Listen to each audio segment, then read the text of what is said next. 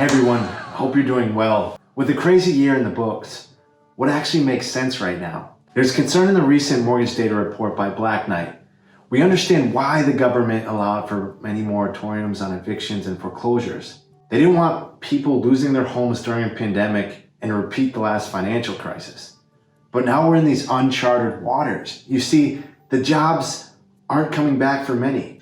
This was never the plan. The jobs were supposed to rebound by now, but currently we're at 43 straight weeks of jobless claims, higher than any week during the financial crash. There's been slow improvement month to month with the mortgage data, but the fact still remains. There are close to 3 million Americans behind on their mortgage.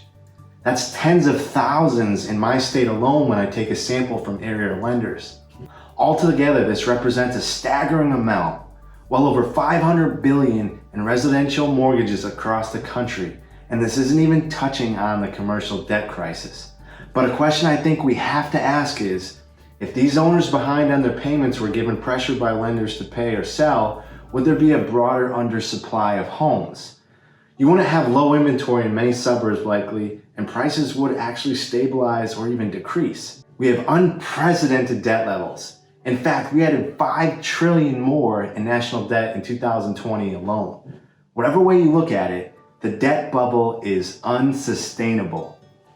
Ask yourself this: do you really think the economy is very healthy if we have to continue to print money and bail everyone out? There is this huge disconnect between stock market and economy.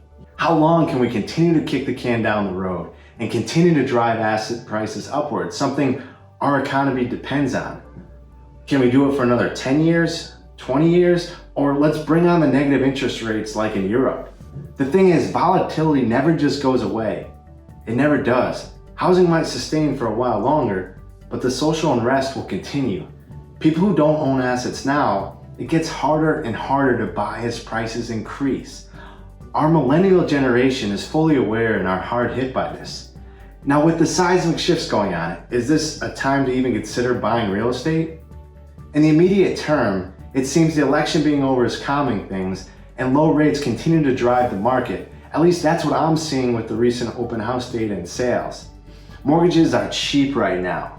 Rates have to rise to combat sneaky inflation sooner than later though. If you lock in a sub 3% fixed mortgage, and if we predict inflation is running at even 5% sometime soon, that's the easiest thing the average person out there can do to combat inflation. For more updates and insights, stay tuned.